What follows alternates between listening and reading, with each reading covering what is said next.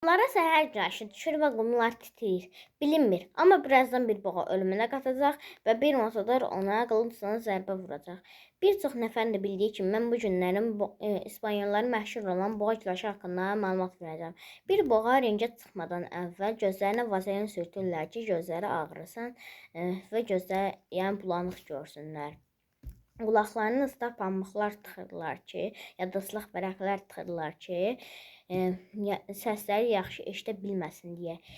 Hətta 2 gün əvvəldən 2 gün boyunca qaranlıq otaqda saxlayırlar, ac və susuz saxlayırlar ki, daha da əsəbi olsunlar və gücdən düşsünlər. Hətta yeməklər arada bir yemək versələr belə yeməklərinə uyuşdurucular qatırlar və yuxu dərmanları qatırlar ki, boğa yorğun olsun, yəni necə deyim, matadora zərər verməsin deyə. Nədir? Boynuzları törpülənir, çünki matadora vuranda matadora heç bir şey olmasın deyə. Və boğanın qaranlıq otaqdakı qapısını açırlar və boğa elə bilir və boğa özgürlüyə qaçmağa başlayır. Amma bilmir ki, özgürlüyə mi qaçır, yoxsa işgəncəyə mi qaçır. Boğa isə elə bilir ki, özgürlüyünə qaçır, amma əslində işgəncəsinin başladığı yerə qaçır. Boğa ringə çatanda isə yanında bir çox nəfər görür və matadorunu görür. Və matador ona qırmızı bir parça göstərir və boğa parçaya doğru qaçmağa başlayır. Parçaya doğru qaçanda isə matador qılıncla ona zərbə vurur. Bir dənə də bir şey deyim. Dostlar, bir boğa əslində qırmızı rəng görəndə ora hücum etmir. Çünki boğalar rəng körüdür. Əslində onlar qırmızı rəngin özünə yox, qırmızı rəngin hərəkətinə fikir verirlər və ona görə hücum edirlər. Nəysə, bunu da demiş oldum. Və hətta boğanı ringə çıxmadan əvvəl belinə kiçik kəsiklər görünməyən kiçik kəsiklər atırlar ki, həm də belə də boğa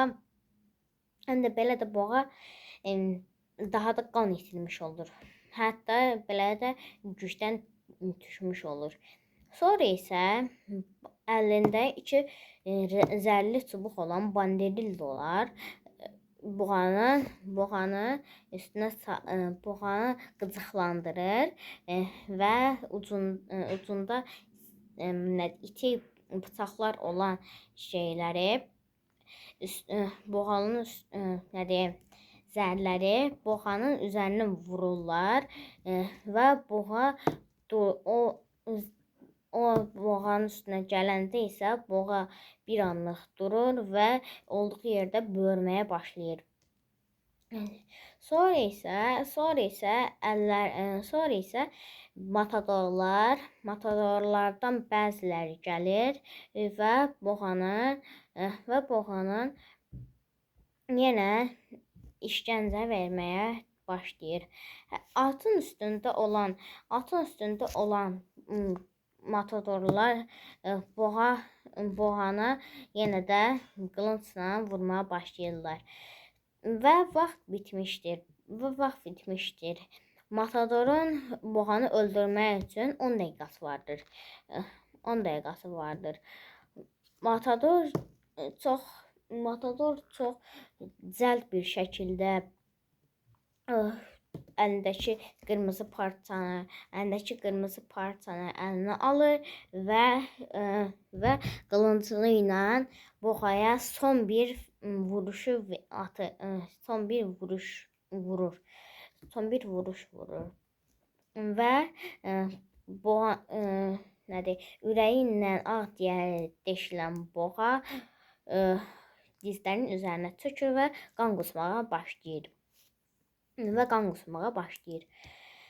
Hətta, yəni hətta buğa ayağa qalxsa belə onu yenə də parçalamağa davam edirlər. Ən sonunda isə buğa öləndən sonra qulaqlarını kəsdiyi, qulaqlarını matador qulaqlarını kəsdiyi matador qulaqlarını qəhrəman kimi göyə qaldırır. Qəhrəman kimi göyə qaldırır və taraftarlar tərəfindən alqışlanır. Yəni hətta atlar dediyim kimi atın üstündə olan matadorlar isə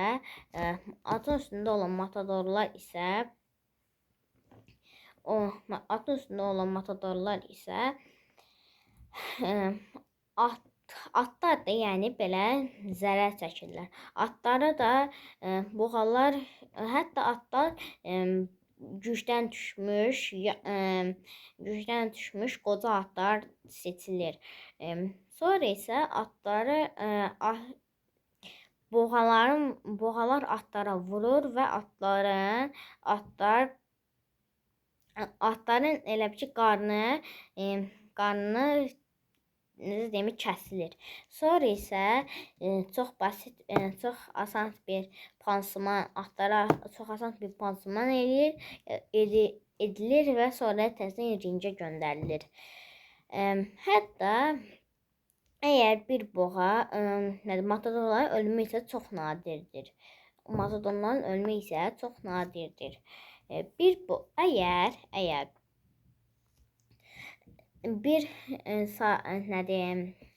Oradakı adamlar buğanın ölməsini istəmirlərsə, matador buğanı öldürə bilməz və buğa çox özgür bir şəkildə çiftliyinə geri dönür və o biri yeni savaşçı buğaların atası olurlar. Və bu videonun sonuna gəldik. Daha da belə videoların çox gəlməsini istəyirsinizsə, aşağıdan kanala abunə olub videoları like atmağı unutmayın. Bu video üçün çox əziyyət çəkmişik. Sağ olun, salamat qalın.